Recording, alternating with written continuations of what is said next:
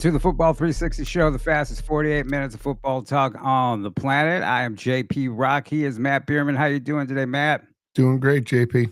And you can catch all things Football 360 show at football360show.com. You can also catch us streaming live or any other shows on X as well as YouTube. Go ahead to our YouTube channel and make sure that you like, subscribe, and do all that good stuff. What are you supposed to do? Ding a bell, something like that, Matt?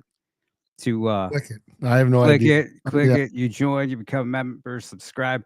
Same with X. Go ahead to the X page, Football 360 Show, and do that as well. And of course, you could always catch us if you're just a podcast only guy, just like the audio, which we do. And I've actually had some listeners tell me how we're amongst their top listens on Spotify and Apple. Apparently, they're letting everybody know what their top listens are. Very humbling. It's very humbling. It's good to know that we're up there with like gamer show podcasts and political Minecraft. podcasts. Yeah, Yeah. so that's pretty cool to know that we're doing that. So yeah, Spotify as well as Apple. Check us out there as well, and of course you can catch us on our socials at JP Rock MO on X for me and JP Rock Scouts U, the letter U, on Instagram. And Matt, where can people reach you? Elite Football on X, Elite Football Academy on Instagram. Of course, feel free to ask us a question. Few weeks every week, we always get questions. If we can, we'll get to them. If not, we'll try to get to them at a later date. So lots of football stuff going on. Of course, we know Mizzou's bowl game opponent. They're doing their Coach Drinkowitz is being well paid to go and slaughter the Virginia Cavaliers in the Gator Bowl. I do believe it is. So I mean, you get to go to Florida. You get to see Mizzou, handle a pretty mediocre Virginia team from the Did you watch ACC. their game? Did you see their Virginia with Virginia and Duke? Yeah. Man. So I mean, That's a pick right at the end of the game. correct. And of course, Miami, who's in the ACC, I think they finished third in the ACC, but they're 10-2, and it looks like they're going to go to the playoffs. Yeah, how does that work? I was going to look into that, and I just thought, boy, that's really strange. You got Duke, and I'm sure, what do they do? Like divisions, right? Like a North and South or East and West. Yeah. I just look at the standings, and it just that's how it shakes out. I'm sure if they are divided, that Miami's in their own separate region or whatever. Mm-hmm. But yeah, Virginia losing to a 7-5 Duke team. It's got to make Mizzou fans feel pretty good about their chances. Yeah, and Duke was giving them all they could handle, and so I think again, who knows who's going to show up and who's going to play and all that Right. stuff. I think it's going to be pretty interesting to see how that all goes down and like who shows up, who's ready to play. But again, I other than the guys that are, I mean, the tough thing is you're going to have guys that are wanting to go into the portal.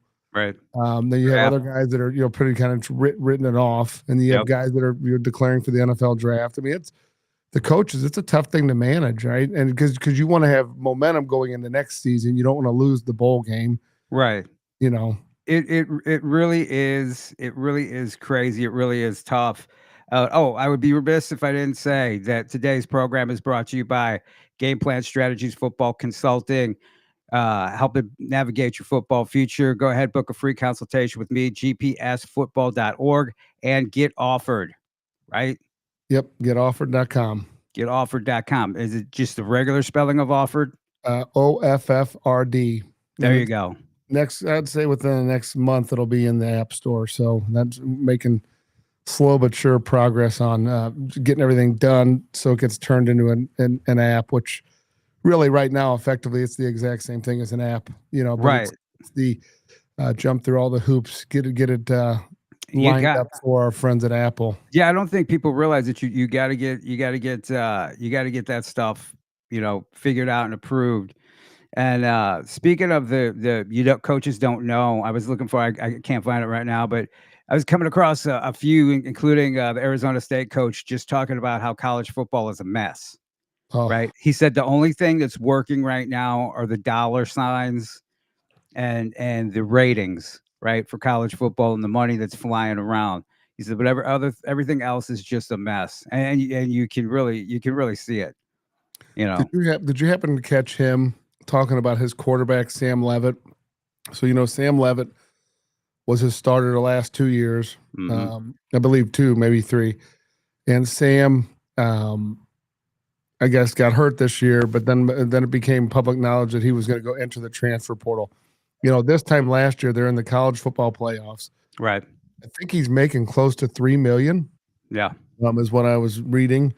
And so now he is in the transfer portal. Well, he's not in it officially, but so they asked Coach Dwellingham, they said, hey, what's your thoughts on Sam? And he, had nothing but great things to say about him, and, wished him luck, and didn't divulge too much about what he was doing. Yeah. And then he made a comment, which I think is very interesting. He said, but I'm very confident we're going to have a really good quarterback next year. He's like, matter of fact, I'm positive we're going to have a really good quarterback next year.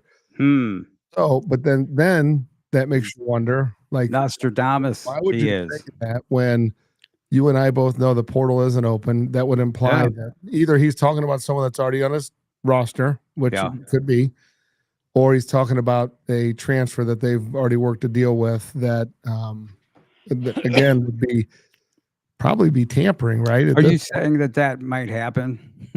I think it might, but you know what? It is interesting. Like so many kids are going, that I'm getting phone calls and talking to people about their kids in the transfer portal, and that's a full-time industry in and of itself. But again, I don't know. Short of the guys that are negotiating $1 million deals, like what is your, like there is a business model there, I'm sure, right? I know that there's plenty of guys doing it, but you got to be real careful because, lawyer, like you need to have lawyers involved. You need to have people that reading contracts that, I just, that's kind of an area that it kind of makes me get a little bit, and it's out there a little bit. Yeah, it's out there. There's a lot of NIL, or NLI agents out there now. In fact, I have a lot of them that follow me now, and of course they're searching for guys that they can try to, poach and do whatever with. So it really is. But I mean, you have guys who are just, guys from your neighborhood who fancy themselves. They want to be in that because there's a lot of money floating around. And so they will convince people that, hey, I'm going to help you. Hey, I got the answers. And you're right. It's not that simple, especially the higher level guy you are. I'm sure you're going to have a high level lawyer. If you're transferring from McKendree, right? You're like, I'm in the portal. I'm transferring from. I think you're probably not. You need somebody who knows what they're talking about, what they're looking at.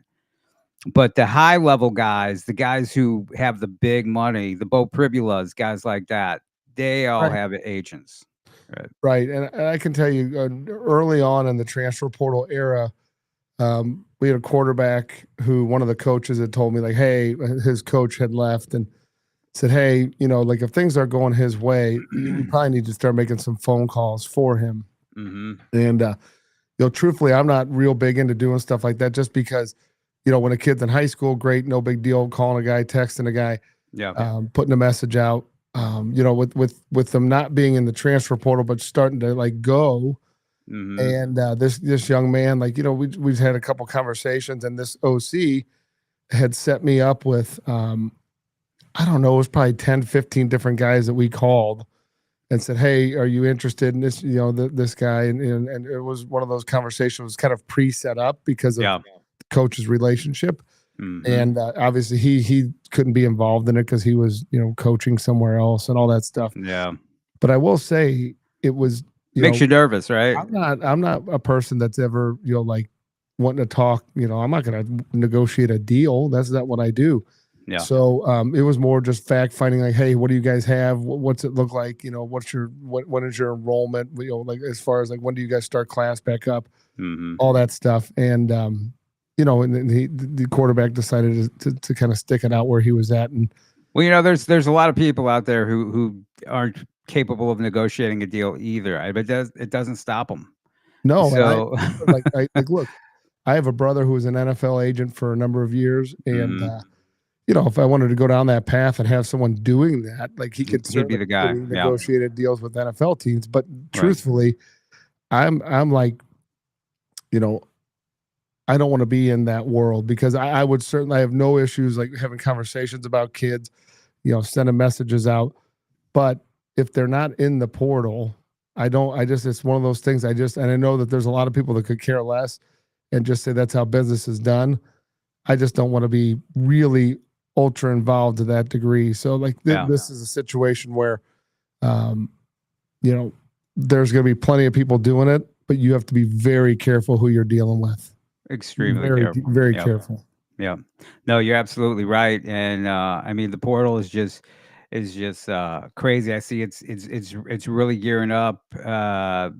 Seeing some familiar names that we know who are entering the portal. Jamarian Parker, former Cardinal Ritter running back, saw where he's entering the portal. At Nebraska, went to Nebraska, got injured in the spring, never really played, and for whatever reason, just doesn't feel that's a fit for him. So he's going to be entering. Interesting to see, a year later, how heavily recruited he is, or if he wants to play closer to home. Some guys get homesick. There's a lot of factors that factor in. And Ryan Martin is leaving Kent State, former East St. Louis running back. So we'll see. And the great thing is that guys like that, there's options close to home now for guys like that. You got Missouri State doing well. You got Lindenwood on the upswing, doing well, finished really nice. If guys are interested in SEMO, SIU, places like that.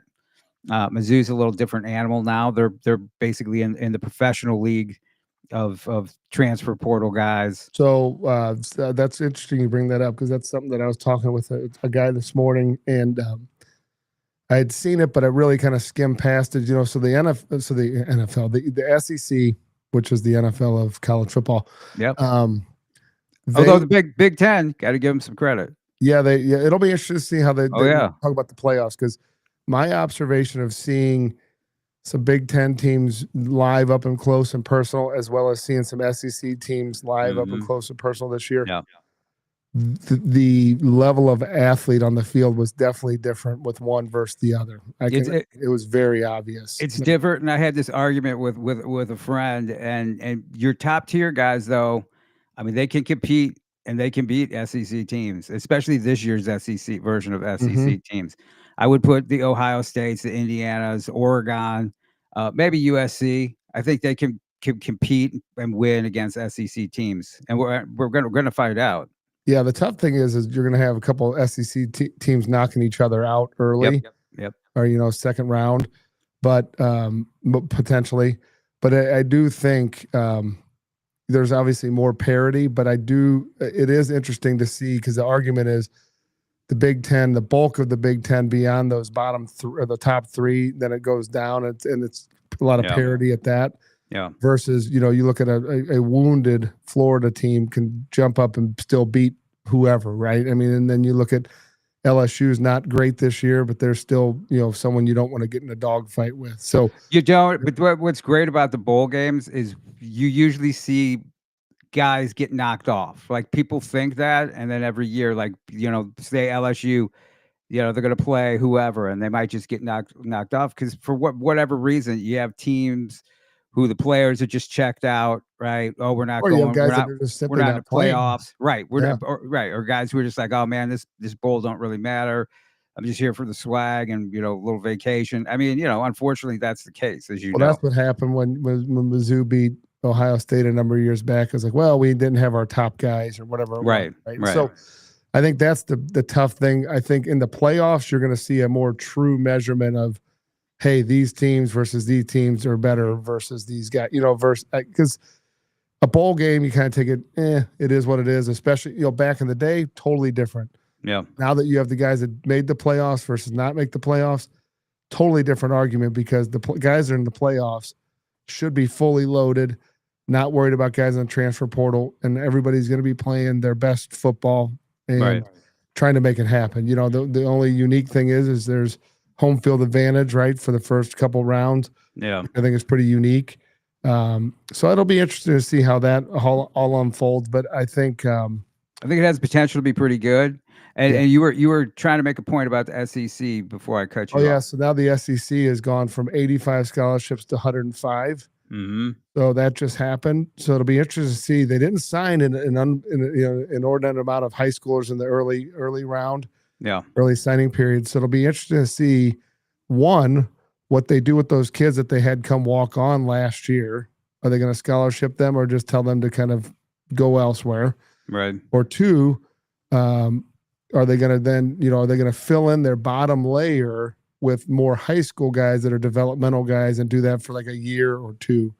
So yeah, I think it's one of those things that it'll be interesting to see how that shakes out.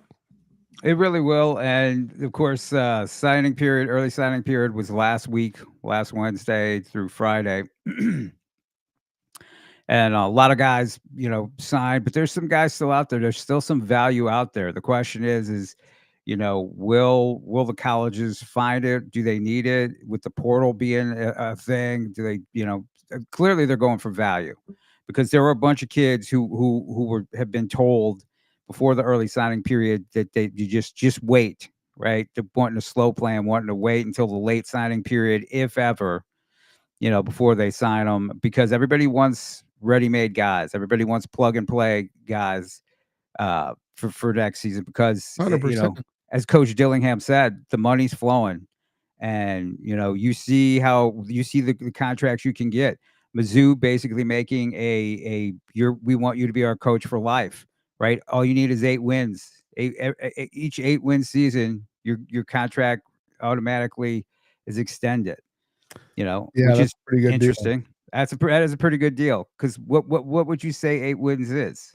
Would you count that as good, mediocre, average, deal. Well, so now, excelling? yeah, 8 wins, and then they want that bonus win in a bowl game, right? So Right. you get your 9 or 10 wins, and you're in the playoffs. Yes.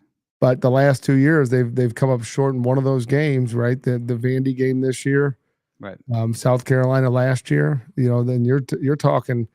He's probably not at Mizzou if that happens, right? Yeah, it's very interesting. So, I mean, but they've clearly made a pledge to him to try to help get him into the playoffs.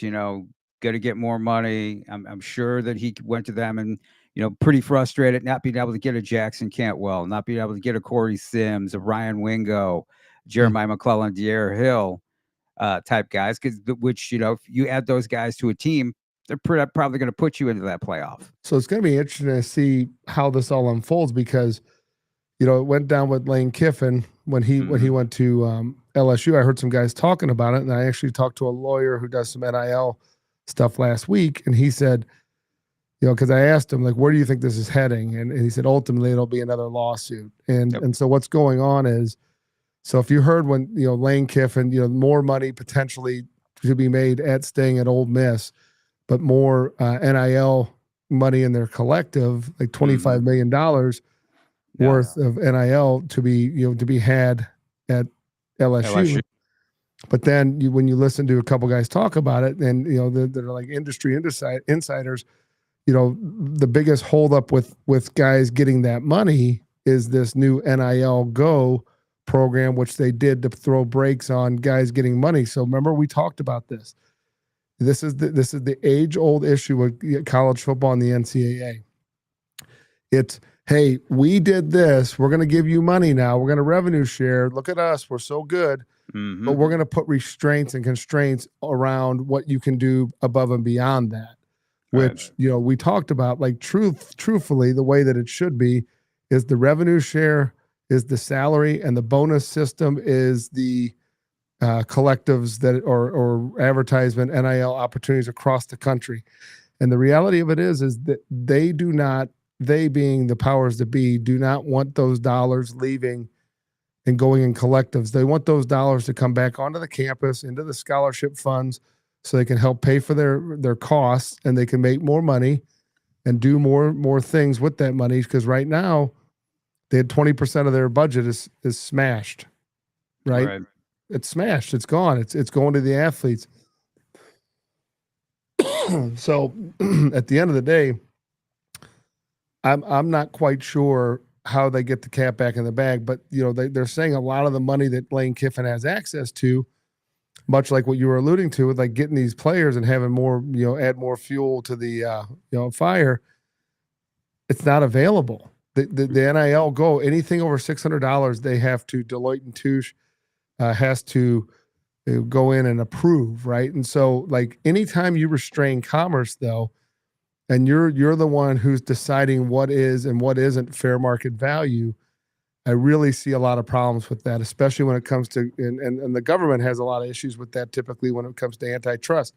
So again, we've talked about it before. I think that will be the next big fight. And I think it is very interesting. And again, we talked about this before. The NCAA and then the SEC, so the House versus NCAA settlement was 105 scholarships, expandable roster up to 105 scholarships, right, with a roster limit of 105. So the interpretation of a lot of these schools was, hey, 85 scholarships is what we're going to do, and then the rest of it will be walk-ons. Well, I'd be willing to bet you that all of a sudden they started getting word that they're going to go start getting some lawsuits filed against them for that number of player, number 86 up to 105, who's being told, you got to be here at practice at this time. You got to be here at this to do this. These are all the things you have to do. And basically an employee. Any money. And so Right. that is why they got sued to begin with. And they were still having some of those behaviors going on. But why do they not want to pay for those scholarships from player 86 through player 105?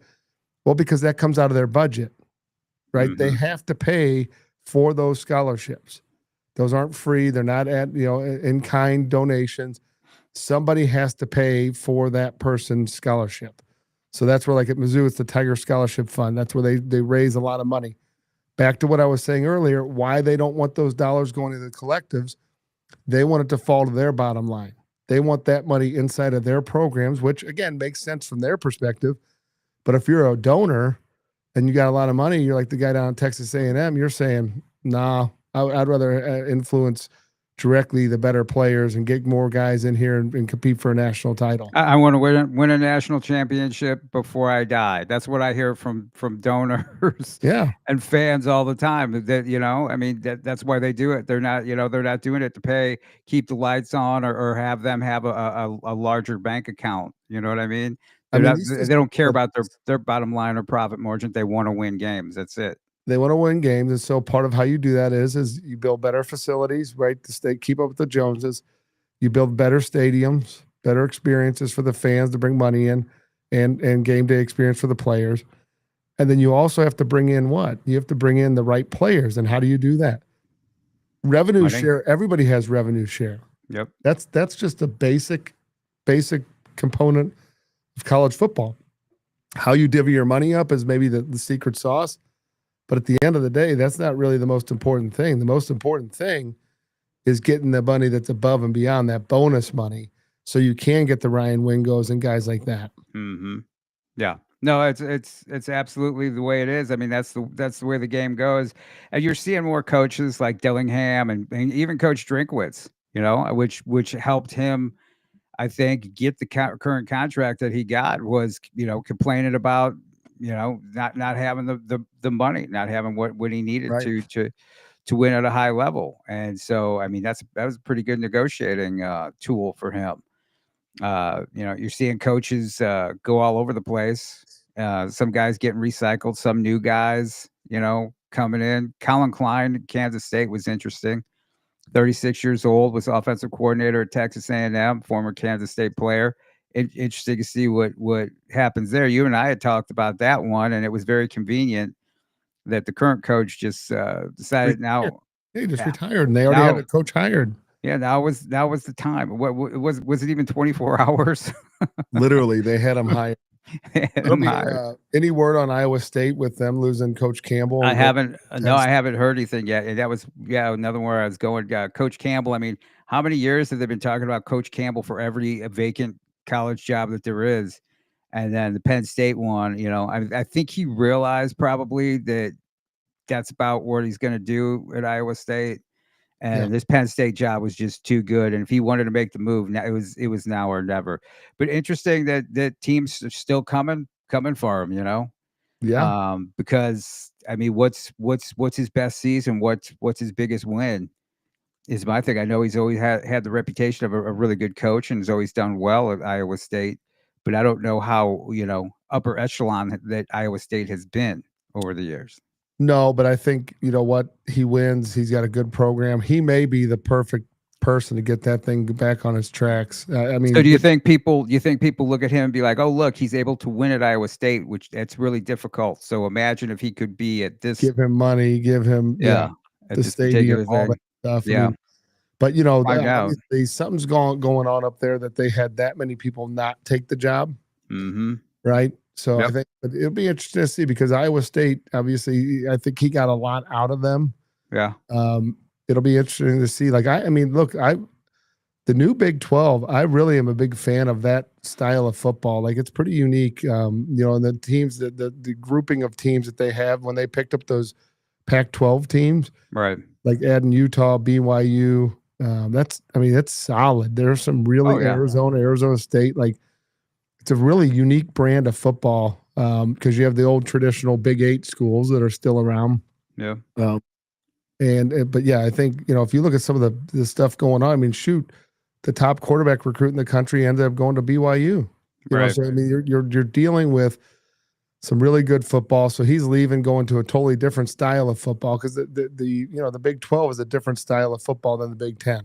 Just simply put, Yeah. you know, from an offensive perspective, especially. So it'll be. I think he's a good guy for the job. I think he's definitely one of those guys. I always respected seeing him. His coaches always came to the Lindenwood camp and recruited it really hard Oh, yeah. and were very solid. You know, really, they're all business, really good guys representing and recruiting kids out of the Midwest. Be curious to see if he tries to keep some of that going. You know, I also think it's interesting to see that Mizzou has now signed its third quarterback from Pennsylvania. Mm. I was not aware that Pennsylvania was turning out the high level quarterbacks. Like it's 1983. Right. I mean, I think there is. I don't know. Well, you know, coaches figured fall out in the co- jury's coaches still out. fall in love. Coaches fall in love with territories. Um, like that. Oh, I'd be remiss if I didn't say you can check us out on KLIS 590 AM on Saturday mornings at 11 a.m. Your Loot Info station, lootinfo.com. So yeah, coaches fall in love with territories. You know, for a few years there, Mizzou fell in love with Alabama. Everybody falls in love with Florida. That it looks like it's Pennsylvania. I know Coach Pinkel went into Pennsylvania a little bit looking for guys. But you're right. And who's the most recent quarterback that they Gavin Sidwar. okay. That's their guy. The new he's from Pennsylvania. So again, I don't know. Is the level of competition that much better than what's going on in the Midwest? Well, you know, they made it. He's a 2026, right? Yep. So they made an attempt at Rocco Marriott late, Mm-hmm. and that didn't come to fruition. Rocco signed with UCF.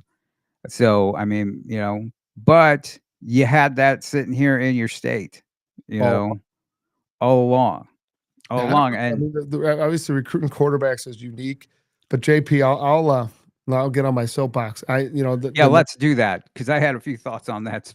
So the number of kids, okay, so I've gone, you know, to a number of college games this season, and obviously watched Mhm. my fair share of it. But being there live, okay, I don't really want to get into all the particulars of each kid or whatever, but the level of quarterback play for all the pageantry and all the recruiting that goes on it's really sad because there are some guys that I would say are very far underperforming. I mean, I watched a quarterback a couple weeks back that within 2 reps of the game, you know, warm up looked good, you know, passed the eyeball test. But as we've talked about, these guys, they can fool you Mhm. very easily at a combine 7-on-7 or like a little showcase. You know, lead 11, something like that. They can fool you, but they can't fool you when you get into a game environment, right? And so, you know, so many of these guys, and people don't understand, like so many of these guys get anointed because of the lack of other good quarterbacks they've missed, or other quarterbacks they've missed on, or lack of good quarterbacks in the system. So you become that guy by default. Or there's people that really don't understand what they're looking at when they're watching these quarterbacks, and they fall in love with, say, maybe their stats or who they played for in high school. But I watched a quarterback a couple weeks ago. He was 2 throws into the game. Mm-hmm. I looked at my son and I said, "Oh, he doesn't know how to read a defense." Like it was that obvious to me. Now, granted, I also sat and watched a guy that we already probably talked about earlier that had someone evaluated his mechanics before they paid him what they paid him. Mm-hmm. They would understand all of the shortcomings that he has exhibited this season and why the ball sails on him. And there is not a damn thing they can do to fix it. It's in him. You got a 20-something-year-old kid throwing a football that's been doing it like that his whole life. If you didn't pick up on film or did not understand or see that, and now you're dealing with it, that's because you there's people not looking at it that understand the true mechanical nature of what they're really looking at. And that's what I find really frustrating about it, because granted, that's what I do for a living, is all I do is watch mechanics, right? So I can tell you the failure modes and why it's, why it works and why it doesn't work, how to fix it, especially when they're younger. Fixing it when they're older is a lot harder. So yeah. What age do you think it's beyond fixable? 17. So and how difficult is it? Yeah, so how difficult is it? And I know the answer to this, but how difficult is it to convince a teenage high school quarterback who's had success doing what they're doing, because it's easier to do on the high school level, that they need to fix their technique? How easy is that to do? Really hard. I got to tell you, the easiest guys to fix, which isn't going to be somewhat contradictory to what I said, are the NFL guys, because they've gotten to a point now where they're like, oh crap, if I want to stay making the money I'm making, that's it. Yeah, I have to do this. And so then that is like a higher level athlete that then can acquire new skills, and they're very focused on it. So they were the ones that, that my experience, those are the guys that really have the opportunity to do it, but it's harder because their bodies are kind of, the ruts are worn into them, right? But that being said, JP, I mean, I watched a quarterback, that guy I was talking about. So after I said, hey, he can't read a defense, 2 plays later, he looks off a guy, comes back, blindly throws the ball directly to the defense, right? And then he's also doing like these jump throws that you see guys doing on the internet now. Like, really been working with someone trying to pick up new things. Does not work, especially at that level. Looks good on TikTok though. Oh, it looks unbelievable, right? And in slow motion and looks really in slow motion. The Marvel comic throws. Yeah. So you see that stuff, right? And then, okay, you see the backup, right? So then, you look at who the backup is, and you see, okay, hey, this kid had good stats in high school. So then you watch the film, and I'm telling you, two plays in, I say to myself, holy crap, they just committed the exact same cardinal sin. They took somebody that appears to be really, really good, right? And then you peel the onion back, you're like, that throw will not work in college, right? And then you look, I like to, at the beginning, watch the first 5 plays. I skip to the middle of the highlight film, watch the midterm plays, and then I watch the last 5, right? And you see let's say a guy threw 30 touchdowns, right? Great. Those are great numbers, 2,000 passing yards. But those are not those mechanics. And you watch what their feet are doing, and you're like, that will not work at the next level. And you and I both know they don't have enough time to work mechanics and correct that stuff. And like I said, it's really hard, especially when someone's trying to learn a new offense in college. Like, it's very difficult to spend time working on their mechanics.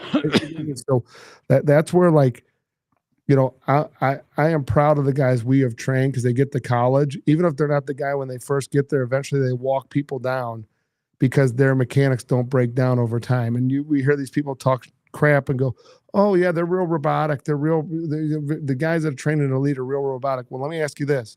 How many guys trained that have played in the NFL? How many guys have started at Division I level? I like robotic. They have an answer, and none of them have done it. Right. I like robotic because when I hear robotic, it's consistency. Right. And that's what you're to do. That's what you want, man.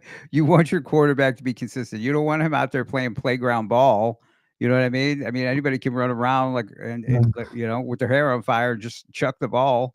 And You know, what people misinterpret as robotic is mechanical. Mechanical meaning when the ball is thrown, the brain understands why it was thrown and how it was thrown, and then how to make corrections or how to repeat what it just did again, right? And so yeah, that is the beauty of teaching someone how to be accurate and hitting what they want to hit and aim and throw the ball away. And so put the ball in spots where no one else can catch it but the receiver.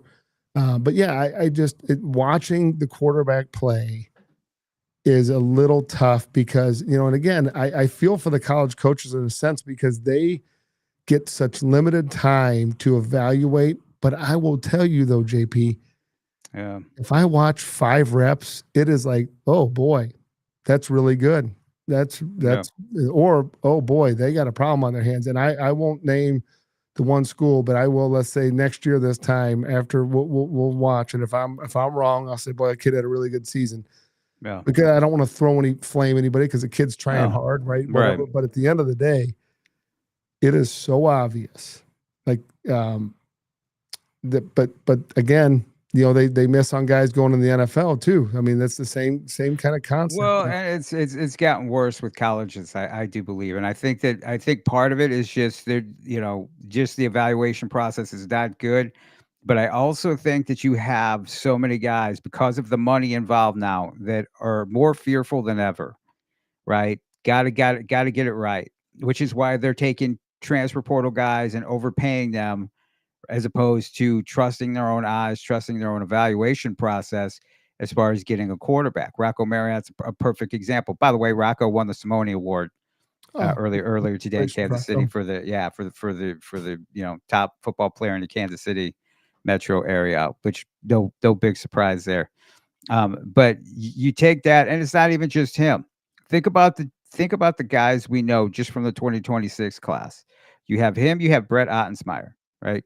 You have other guys who, in my opinion, were worthy of playing D1 ball who are going to have to go a different path, right? They're going to have to go to a lower school and work their way up, which is doable, especially in today's thing. But it A lot shouldn't of things have got to go your way though. yeah, it shouldn't have to be that way, right? Nope. You're right. Guys will can get lost in the system, but it shouldn't have to be that way. And you know who I'm talking about, in particular. And it's just it kind of blows my mind.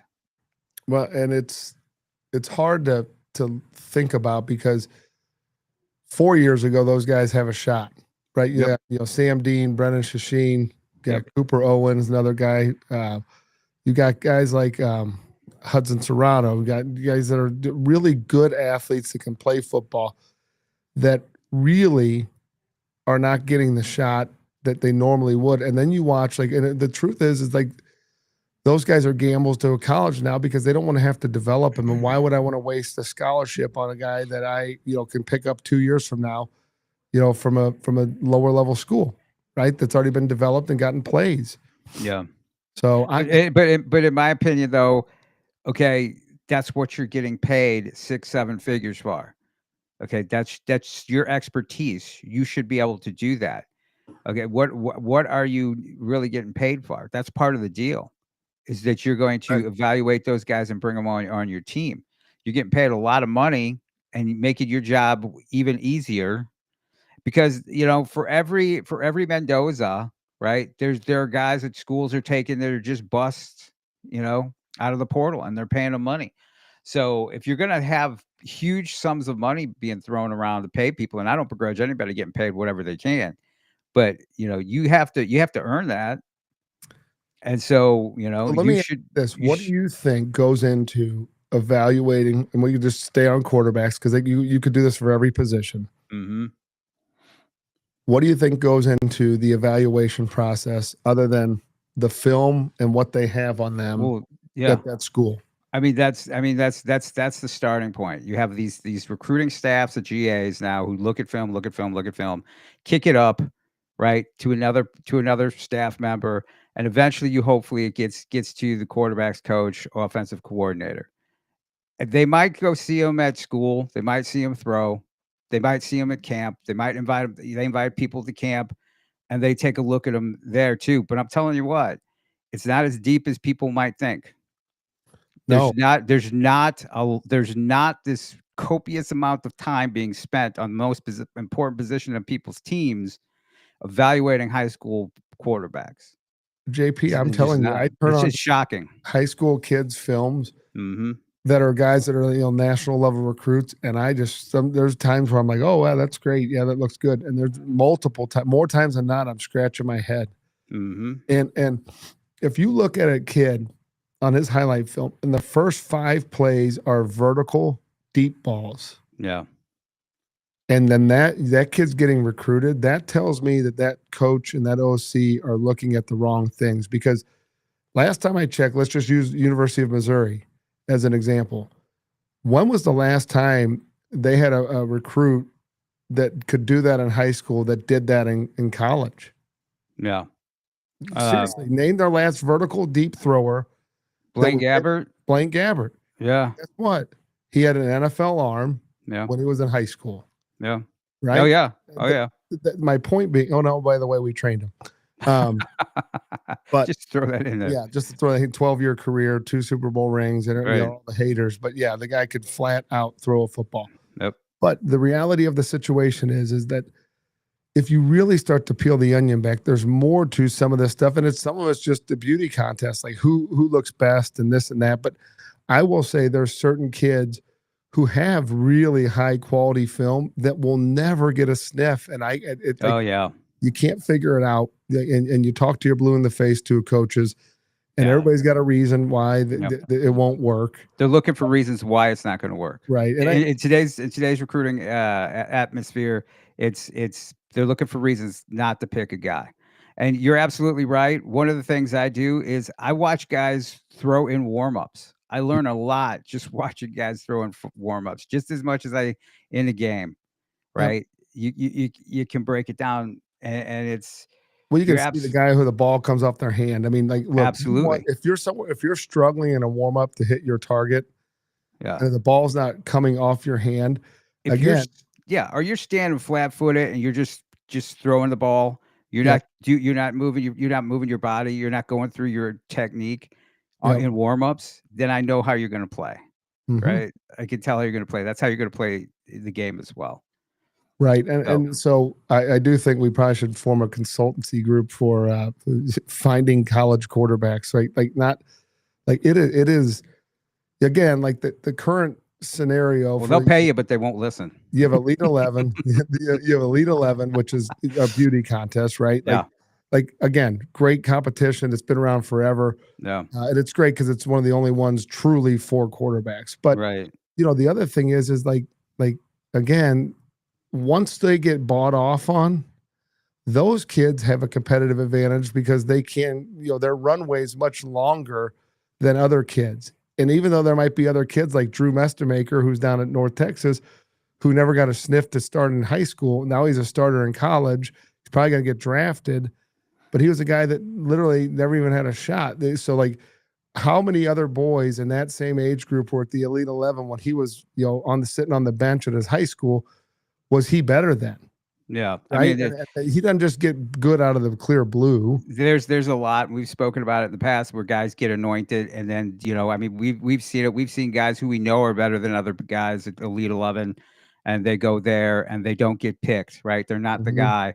They're not anointed with that, and then they go on to have really successful college careers and play in the NFL. Drew Lock, hello, one of the guys should have won it that year and didn't win it for whatever reason. A few Yep. things we're running short on time here, so a few things I wanted to kind of throw out there that we didn't really talk about. State championships, high school football is over for the season. Congratulations to all those guys. Lee Summit winning Class 6. Great story, just an unbelievable story. Started the season 0-4. Only team in the history of Missouri high school football start the season 0-4 and win a state championship. Finished the season 10-4. They got one of their top players back, Preston Hatfield, senior 5'9", 175-pound running back who broke a guy that we know, Kyron Williams, state championship rushing record.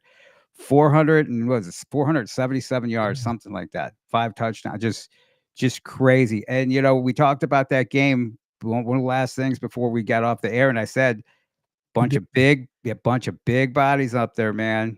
They matched up pretty well. And they just run that ball. They don't hardly pass at all. No, I think there were like 4 to 6 pass attempts, and the person who was playing the quarterback throwing the ball, if you will, was Preston Hatfield. Yeah. So I mean, just a big, huge line offensively and defensively. And I mean, yeah, I don't know that Knicks had played anybody with that kind of size all year long, but great performance by Adam McKnight. Got to hand it to him. Jackson Cantwell. It's a shame when anybody has to lose like that. Also, Platte County, Rocco Marriott, we talked about, finishes 14-0. Just an amazing performance by them. Kearney, Missouri, finishes 14-0. They win. Seneca 13-1. Beat Live for Life in a really good game. Yeah, really good game. Blair Oaks, they finished 13-1. Ted LePage 6-0 in state championship games. Guy that you're a little familiar with. Mm-hmm. And then Tipton, Class 1A winners. We're talking about Class 1A football, Matt. Tipton, the Class 1A winners. Congratulations to all those guys. Just a great season all around. A lot of good, a lot of parity.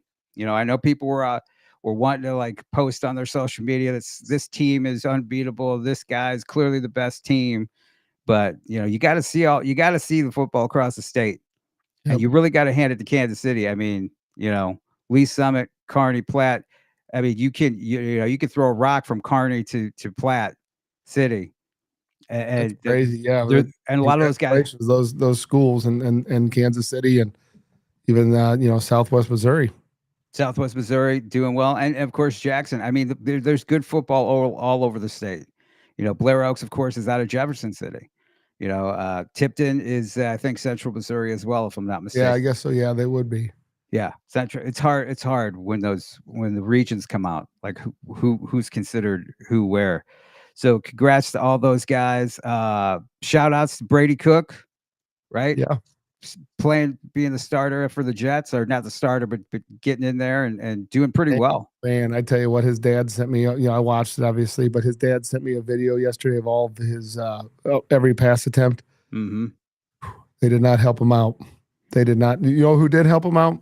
Isaiah Williams, another guy. Williams. Going to mention him. Cody Schrader picked up by the Texans. Good for him. Jeremiah Love, Heisman finalist. Now, if we had more time, we're down to like 20 seconds here. If we had more time, we'll save it for next week. You could tell everybody what Brady Cook, Isaiah Williams, and Jeremiah Love all have in common.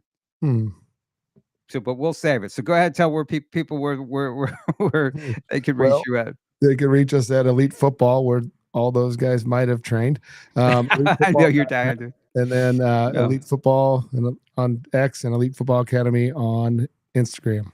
Absolutely. Also, very, very high level Elite Football Combine standouts. Oh yeah, I was going to get amongst those guys. Yeah. So we'll talk about that next week. You can catch me at JP Rock MO on X, JP Rock Scout You on Instagram, and of course go to Game Plan Strategies Football Consulting, gpsfootball.org.